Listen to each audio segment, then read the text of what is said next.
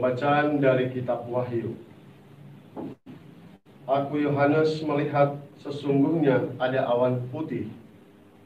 Di atas awan itu duduk seorang seperti anak manusia dengan sebuah mahkota emas di kepalanya dan sebilah sabit tajam di tangannya. Lalu keluarlah seorang malaikat lain dari bait suci. Ia berseru dengan suara nyaring kepada dia yang duduk di atas awan itu, ayunkanlah sabitmu itu dan tuailah, karena sudah tiba saatnya untuk menuai, sebab tuaian di bumi sudah masak.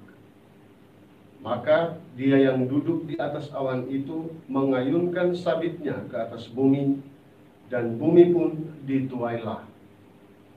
Lalu seorang malaikat lain keluar dari bait suci di surga. Ia pun memegang sebilah sabit tajam. Dan seorang malaikat lain datang dari mesbah.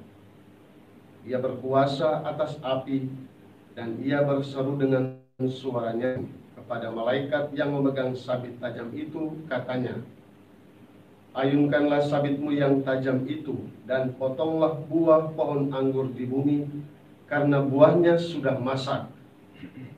Lalu malaikat itu mengayunkan sabitnya ke atas bumi, dan memotong buah pohon anggur di bumi, dan melemparkannya ke dalam kilangan besar, yaitu murka Allah.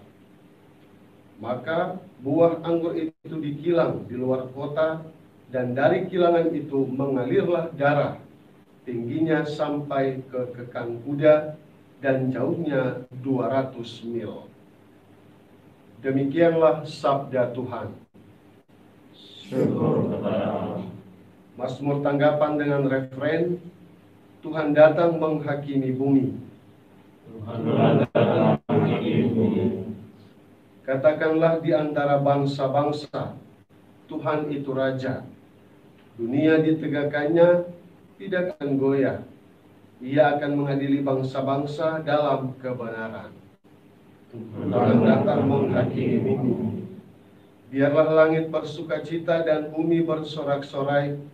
Biarlah gemuruhlah laut serta segala isinya. Biarlah beria-ria padang dan segala yang ada di atasnya, dan segala pohon di hutan bersorak-sorai. Tuhan datang menghakimi bumi. Biarlah mereka bersukacita di hadapan Tuhan, sebab Ia datang untuk menghakimi bumi. Ia akan menghakimi dunia dengan keadilan, dan bangsa-bangsa dengan kesetiaannya. Tuhan datang menghakimi bumi. Baik pengantar Injil. Haleluya.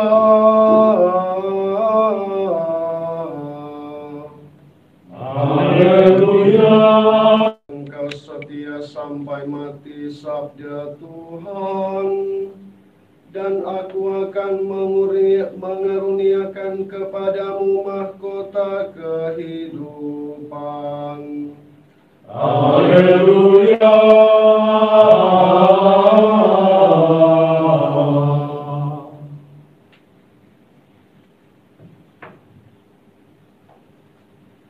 Tuhan sertamu Dan sertamu juga.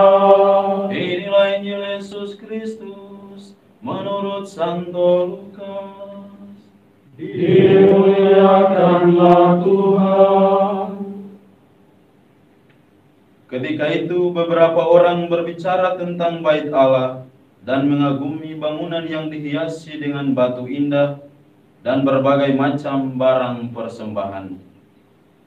Tetapi Yesus berkata kepada mereka, akan tiba harinya segala yang kalian lihat di situ diruntuhkan, dan tidak akan ada satu batu pun yang dibiarkan terletak di atas batu yang lain.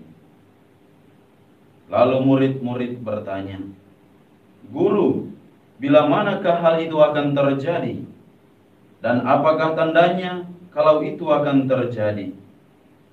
Jawab Yesus, waspadalah, jangan sampai kalian disesatkan. Sebab banyak orang akan datang dengan memakai namaku dan berkata, akulah dia, dan saatnya sudah dekat. Janganlah kalian mengikuti mereka. Dan bila kalian mendengar kabar tentang perang dan pemberontakan, janganlah kalian terkejut. Sebab semuanya itu harus terjadi dahulu, tetapi itu tidak berarti kesudahan akan datang segera. Kemudian Yesus berkata kepada mereka, bangsa akan bangkit melawan bangsa dan kerajaan melawan kerajaan. Akan terjadi gempa bumi yang dahsyat, dan di berbagai tempat akan ada penyakit sampar dan kelaparan. Dan akan terjadi juga hal-hal yang mengejutkan dan tanda-tanda yang dahsyat dari langit.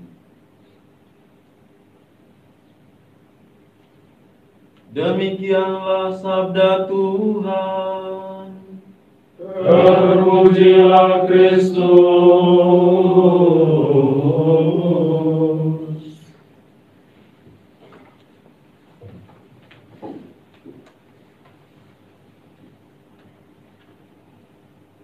Selamat pagi yang mulia Bapak Uskup, para pastor, diakon, dan saudari sekalian yang terkasih.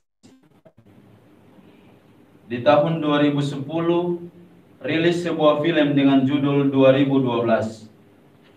Film ini mengisahkan tentang kehancuran dunia akibat bencana alam. Semua yang ada di dunia ini hancur. Hanya ada sebuah keluarga yang dapat menyelamatkan diri. Kisahnya mirip dengan kisah Nabi Nuh, namun lebih mengerikan karena tidak ada binatang satupun yang dapat hidup. Film ini begitu menakutkan. Banyak orang sudah mulai memikirkan tentang kiamat pada tahun 2012. Apalagi dikuatkan juga dengan ramalan dari beberapa orang tentang kiamat tahun 2012. Namun saat ini kita sudah ada pada tahun 2020. Terbukti bahwa semua ramalan kiamat itu hanya membuat orang jatuh pada kesesatan karena tujuan akhirnya hanyalah untuk menebar ketakutan, bukan sukacita. Lagi pula, berani menyebut kapan waktu yang tepat dunia akan berakhir, berarti telah melangkahi kebijaksanaan Allah, satu-satunya penentu kapan dunia akan berakhir. Oleh karena itu dalam bacaan Injil Yesus berkata, jangan kalian mengikuti mereka. Sangat tepat gambaran tentang seorang hamba yang setia menjalankan tugasnya, entah tuannya di rumah atau tidak. Demikian kita pun bertekun dalam kasih. Entah kapanpun saatnya Tuhan datang, kita harus selalu setia dan didapati setia menjalankan tugas, yaitu mengasihi saudara-saudara yang membutuhkan pertolongan, sembari tetap bertekun dalam doa dan ucapan syukur kepada Allah. Para martir Vietnam yang kita peringati hari ini menjadi salah satu teladan hidup yang siap sedia untuk menerima kematian kapanpun demi imannya. Entah kapan akan dibunuh, mereka tetap setia pada Kristus yang mereka kenal, yang mereka wartakan, yang mereka percayai. Sehingga pada waktu ajal menjemput, pada waktu itu juga mereka menerima mahkota surgawi. Kita berdoa, semoga kita juga memiliki iman yang sama dengan mereka untuk mampu mengenal Kristus dengan benar dalam situasi apapun. Semoga demikian. Amin.